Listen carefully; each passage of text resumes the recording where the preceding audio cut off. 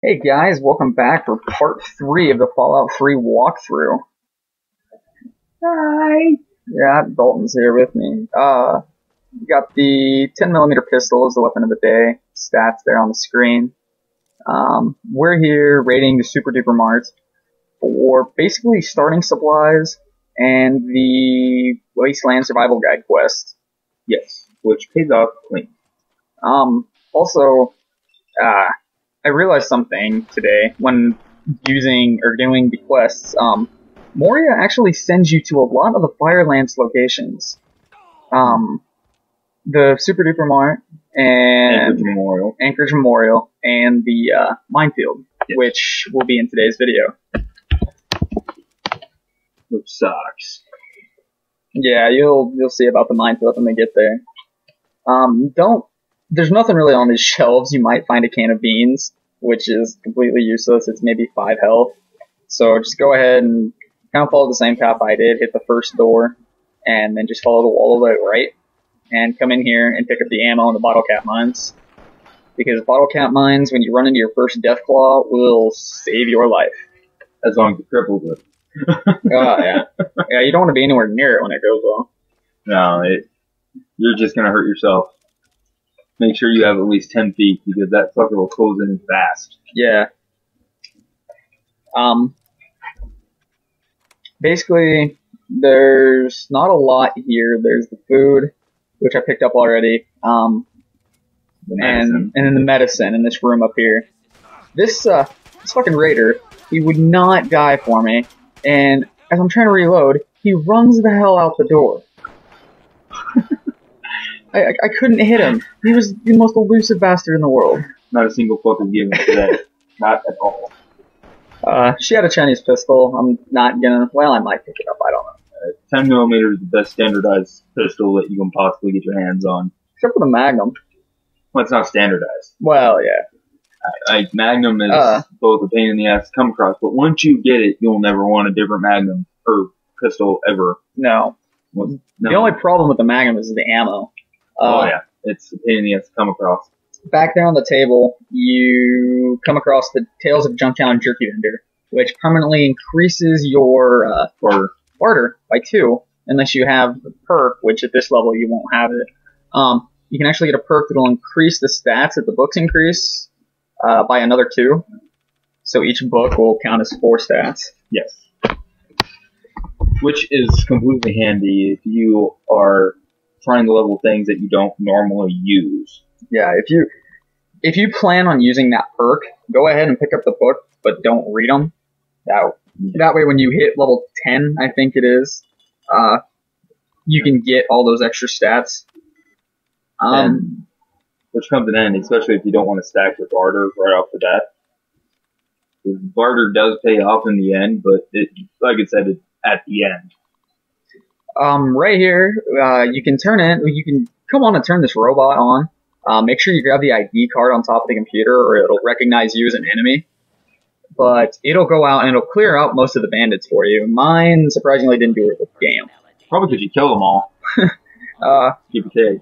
The Nuka-Cola Challenge. There is a house in Girdershade where if you bring her 30 Nuka-Cola Quantums, she'll actually give you the schematics for the Nuka Grenade, which is the meanest grenade on the game.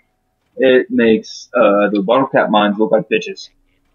If you also, you see me pick up the Nuka-Colas, if you have if you have the add-ons, which add-on is it? I believe it'd be Broken Steel. Broken Steel. It raises the level cap.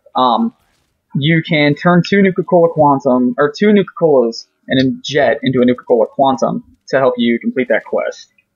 But, you'll have an absurd amount of Nuka-Colas, and that takes up a lot of weight, especially if you have little strength like I do. So, you're going to want to store it in your house at Megaton or Tenpenny, whichever way you choose to go with that.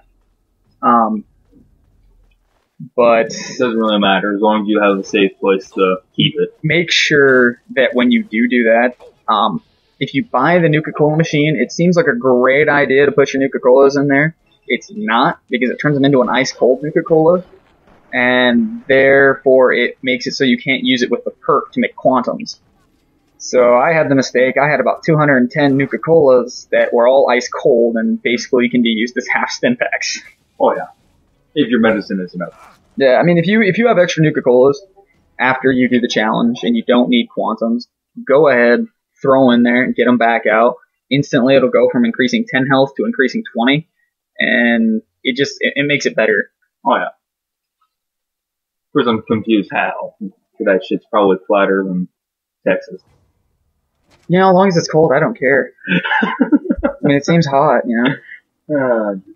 But on our way back to Megaton now to turn in the quest, I recommend when you're doing Moria's quests, go ahead and do all the optionals, because you get a massive XP bonus and a massive gear bonus. And the random item.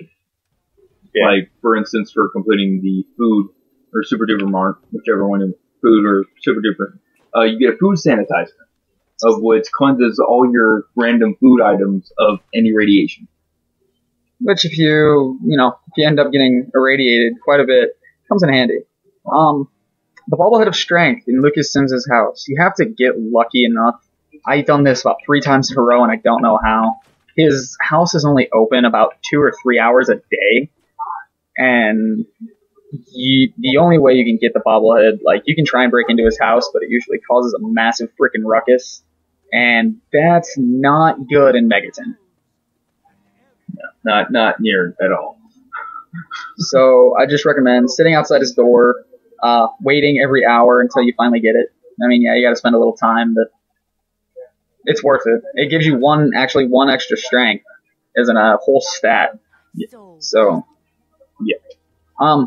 Another thing about Moria Brown, if you don't want to do the Wasteland Survival Guide, you can get your speech high enough, and as long as you talk to her about the quest, go outside, wait a day, and come back in, you can actually lie. Or if you have a certain stat high enough, like that one right there, you can go ahead and complete it anyways. Which extremely comes in handy if you're just playing the game just to get shit done, rather than playing it for the experience. Yeah, and I made the mistake. I accidentally used my science to get through the radiation quest right there, which if you do the optional, she wants you to get 200 rads, and optional is 600.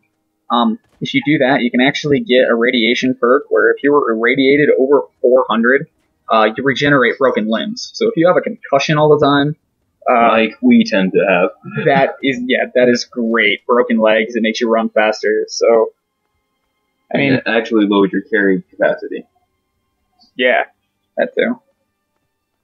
So being crippled is just a terrible, terrible affliction if you aren't prepared to deal with it. Now we're at the minefield. The walk to the minefield wasn't that bad. I ran into a couple bandits and some more rats. Nothing too special. Be careful here because you can walk by the cars and there's a sniper in the very back of the minefield that he'll snipe the car and blow it up. And it hurts quite a bit. Especially since, nuclear powered. There is loot in these houses. It's not a lot. There's some pre-war books to take to the library for the Brotherhood of Steel. We'll get to that later. There's actually a mini model house in one of them that it will open it up at 100 lockpick, and I think it has about 1,000 caps. It has something really special in it. I can't remember now what it is. We'll do an Easter egg on that later. Yeah. And here's Arkansas. Asshole hit me with a mine. But, he is a part of a Paradise Falls slaver quest that, they gain access if your karma isn't bad enough, or if you don't want to pay the entrance fee, that the door guard sends you on a mission to obtain, I believe, a list of 6 people. And he just happens to be one of them. And if you don't take enough pleasure in killing him, you can enslave him instead. Yeah. He also, I kill him every time just for the fact that he drops that sniper rifle, and you can get that sniper rifle really early in the game. The sniper rifle is bread and butter. It comes in handy. He's got a shitload of food up here. There's some Nuka-Colas, a lot of ammo and grenades. But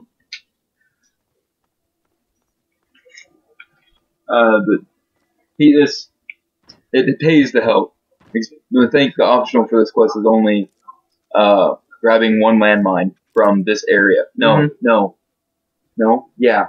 Yeah, you just have to bring her a landmine. That's all she wants. Is she just wants you to bring her a landmine. And the primary objective is to just make it to the playground. Yeah, not die. It to the playground. Simple enough. Just don't get your ass blown clear to hell. Yeah, I mean, unless your explosives is set to like 9, you won't have any problem going through here. Generally. The higher your explosive, the slower the detonation delay is on landmines. No matter what landmine. Of course, there's how many different kinds of landmines? 4 or 5 with the expansion packs. Plasma, pulse, bottle cap, drag, Cryo. cryo. Yep, Mothership Zeta. Oh. Right here. Fire Lance alert. The Fire Lance, if you're lucky, it will drop here next to this water tower. Random initiation. Yeah, unlucky for me, I didn't get the Fire Lance, but I did get a Raider initiation. Turns out they get really mad when you disrupt that. Yeah, nothing special comes from it. It's just a random fun thing to watch. A naked guy get the shit beat out of him. With baseball bats. And nail boards. I don't know, does he die if you let it happen, or does he become unconscious? I've never stuck around long enough for them to not notice me. And still be able to watch. I'll say, yeah, I always just, I don't care anymore. Yeah, they tend to notice me before I can, kind of like, hey, what you guys doing? Right here, I switched to sniper rifle after healing up, just to show you a little bit. If my arm is broken at this point, I can't hit anything without using VATS. Either arm. I mean, I've been having both your arms broke. You'll see my sway is really bad. Of course, it affects all general accuracy, not just ADS scope. Yeah, it'll actually affect how your percentage in VATS. They've definitely made it realistic and actual-less at the same time. Yeah, nothing will ever beat the iron sights from New Vegas. Yeah, that was a massive upgrade. That is definitely something that was overdue in this game. I wish they would have patched it and updated it to do things like that. But that would be that's just changing the entire engine of the game. That'd be ridiculous. It's not that much, considering they can turn it on and off in New Vegas. Like, it's no big deal, so. Yeah. Right here, anytime you can come across one of these fountains, they're great. Great for healing. Oh, yeah. Save your supplies greatly, and allow just great. Yeah, you get a little bit of radiation poisoning from it, but it's 1 rad away, and you'll be at full health, 0 rads, so. It's not that big of a... It's cost effective if you like to save your stim packs, because stim packs you can actually use out in the open to cure your crippled limbs. Yeah. So. Specifically in your condition menu, I believe, or status. I made the mistake here. This is the water you don't want to drink. As you can see here, 4 health for 19 rads. I'm actually getting 20 because I'm standing so close to the bomb. It tends to happen when you drink from a pool of water that has had a nuclear warhead in it for a few hundred years. I was getting ready for the Moria Brown quest, but I'd accidentally already completed with my science. So as I got up there and realized that I didn't have that to complete, I found out I was going to have to go to the doctor and get all those rads removed. So. Oh, yeah.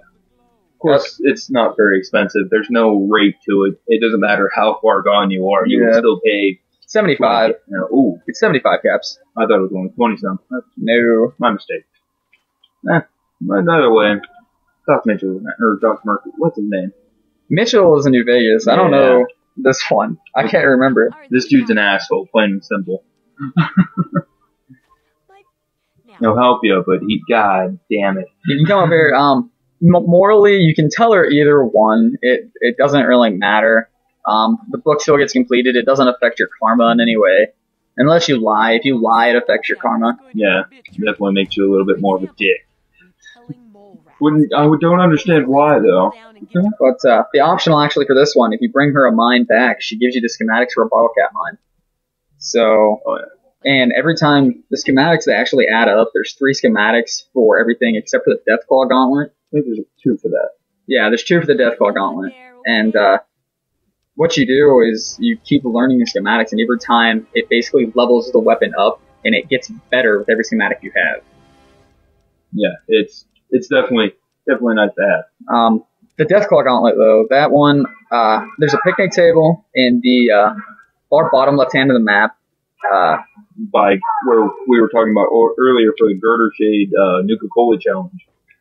There's a picnic table which has the first Deathclaw Gauntlet, and then around that camp, there's actually an injured Deathclaw, and it holds the second schematic for the Deathclaw Gauntlet. No, I thought it was in the camper that you find it closest to. I remember it being in the camper. Yeah, it could be. It's in that camper. It's either with the Deathclaw or in the general area. But yeah, don't take that Deathclaw for granted either. He may be at half health, but he's still considered a special character and hits like a tank. So, I made the mistake here. I thought I could jump that far and live. Turns out I can't, so just jump off this side. Try and land on that railing. I missed, but it cripples your limbs and it gives you the optional plus the health damage, and you can get that completed. Which gives you an environmental suit. Yeah. I'm not exactly sure of the stats on it, but I know it's pretty well a rad suit in most regards. It's a rad suit that can actually take damage. Like, you can wear it in combat. So, either warp right there, intelligence or charisma, if either one's high enough. If you chose the same stats I do, it doesn't really matter. Next one, we've finished the first chapter. There's 3 chapters to our book. We now are moving on to the Anchorage Memorial, and really hoping that we can actually get a Fire Lance drop on camera. That'd be really great. It's very distinct, which, if you're not paying attention, you will clearly miss it, but if you are paying attention, you'll be the new proud owner of a Fire Lance. Yeah. So, it pays to have dog meat, too. Yeah, dog meat can actually go and get Fire Lance and ammo for you. But, that is the end of Fallout 3 walkthrough, so see you next time.